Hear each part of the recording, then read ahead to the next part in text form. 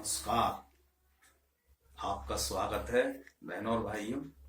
और यहाँ पे ज्ञान चल रही है, ज्ञान सागर की यात्रा अंग्रेजी की, और उसमें भी प्रेजेंट इंडेफिनिट टेंस। तो मैं बता चुका, पहले पहचान बता चुका मैं, और फिर अब मैं बता रहा हूँ कि प्रेजेंट इंडेफिनिट टेंस में जो अफर्मेटिव जो सेंटेंस होते हैं, वाक्य होते हैं, उनके नियम क्या हैं जो समझ में नहीं आते, और मैं आपको समझाऊंगा। घबराने की जरूरत नहीं है। देखिए, तो देखिए प्रेजेंट इंडेफिनिट टेंस। तो सबसे पहले मैं इसका अफर्मेटिव सेंटेंस बनाने के लिए फॉर्मूला बता रहा हूं। फॉर्मूला है, पहले सब्जेक्ट आता है, फिर वर्ब की फर्स्ट फॉर्म आती है, फिर एस या ई एस आता है, और फिर ऑब्जेक्ट आता है। तो अब जो कंफ्यूजन जो क्रिएट करते हैं वो करते हैं एस या ई एस। एस या ई एस जो हैं वो कंफ्यूजन क्रिएट करते हैं,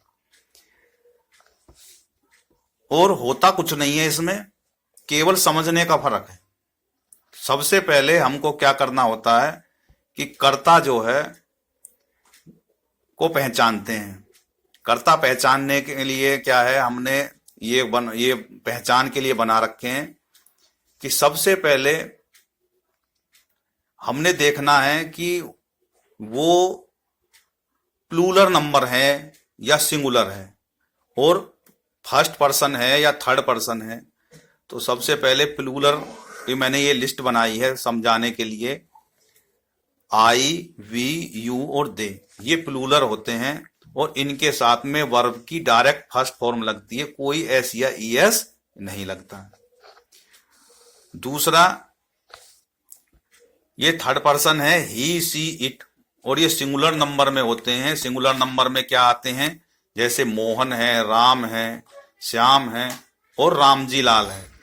ये सब जो हैं ये जो है सिंगुलर नाउन है, और ये थर्ड पर्सन में भी आते हैं। तो इनके साथ में क्या लगती है, एस, ई एस और आई सी एस लगते हैं। अब इनके जो है रूल बताता हूं कि भाई कहाँ पे जो है एस लगता है, कहाँ ई एस लगता है, कहाँ आई सी एस लगता है। तो रूल नंबर फर्स्ट, तो पहला जो है रूल में क्या होता है कि हमने जो वर्ब होती है, वर्ब के को पहचानना है कि उसका लास्ट अक्षर क्या है। लास्ट अक्षर है O, X, Z, C H, double S और एस एच। तो उनके साथ में क्या लगता है, ई एस लगता है। रूल फॉर ई एस, तो उसमें ई एस लग, जैसे गो है, फिक्स है, बुझ है, टीच है, वास है और पास है। तो इनके साथ में क्या लगता है, देखो ई एस लगता है। गोज है, फिक्स है, बुझ है, टीच है और वास है, पास है, तो इनके साथ में लगता है ई एस।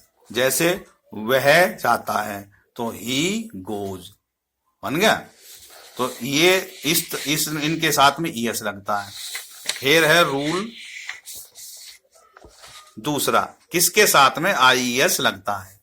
तो आई एस लगने के लिए क्या है, जिस वर्ब के साथ में लास्ट अक्षर जो है वाई होता है, और उससे पहले होता कंसोनेंट, पहले होता कंसोनेंट, उससे जस्ट पहले, तो उसके साथ में वाई हट जाएगा और आई ई एस लग जाएगा। जैसे ट्राई है, क्राई है, वोरी है, तो इनकी ये आई ई एस लग जाएगा। लेकिन एक देखो, एक आपके सामने है वर्ब प्ले, तो प्ले के साथ में क्या है, फर्स्ट इससे जस्ट पहले क्या है, वोवल है, तो उसके साथ में एस लगता है।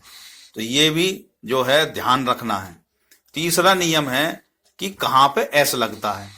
अब कहां पे एस लगेगा, जो ना तो इसमें आते हैं फर्स्ट रूल में, ओ एक्स वाले में, और ना आते हैं इसमें, तो उनके सभी के साथ में वर्ब के साथ में क्या लगेगा, एस का प्रयोग होगा। जैसे बीट, हेल्प, लाई, लुक और ईट, इनके साथ में क्या लगेगा, हम जो है वो एस लगेगा। बीट्स, हेल्प्स, लाई, लुक्स और ईट। तो ये नियम है जिनके साथ में जो है एस लगता है, किसी के साथ में ईएस लगता है। और ये लगते क्यों है ये भी समझा दूं कि भाई ये एस या ईएस लगते क्यों हैं। ये आज तक हमको किसी ने नहीं बताए, लेकिन मैं आपको बता रहा हूं। क्योंकि जो वर्ब होती है, वर्ब की जो तासीर होती है वो होती है प्लूरल, और हमने बनाना है सिंगुलर नंबर में। जब सिंगुलर उसको वर्ब को सिंगुलर में कन्वर्ट करेंगे तो उसमें एस या ईएस लग के वो होती है, इसलिए एस या ईएस का प्रयोग होके वो सिंगुलर बनाई जाती है और सिंगुलर वर्ब का वो होता है। क्योंकि ये प्लूरल है तो प्लूरल में तो हमें जो है जरूरत ही नहीं है, डायरेक्ट जैसी ज्यों की त्यों वर्ब लिखी हुई है वो लग जाती है। इसलिए ये जो एस या ईएस लगती है, कोई पूछे भाई एस या ईएस क्यों लगती है, तो भाई क्योंकि वर्ब की तासीर प्लूरल होती है और उसको सिंगुलर में कन्वर्ट करने के लिए एस या ईएस। कोई कहेगा भाई नाउन जो नंबर जो होते हैं और उनमें तो एस या ईएस बना के प्लूरल बनाते हैं, लेकिन ये वर्ब में ये उल्टा होता है। तो चलिएगा अब बताते हैं कि जो है बनते कैसे हैं। अब हमने बता दिया एस या ईएस का तो फंडा दिमाग में से वो निकाल दिया। अब देखिए, मैं जाता हूं, मैं जाता हूं, तो मैं सबसे पहले क्या है, मैं क्या है जो है प्लूरल है। तो प्लूरल के साथ में मैंने बताया था क्या होगा, डायरेक्ट फॉर्म आएगी। तो आई गो, ऑब्जेक्ट इसमें कुछ है नहीं।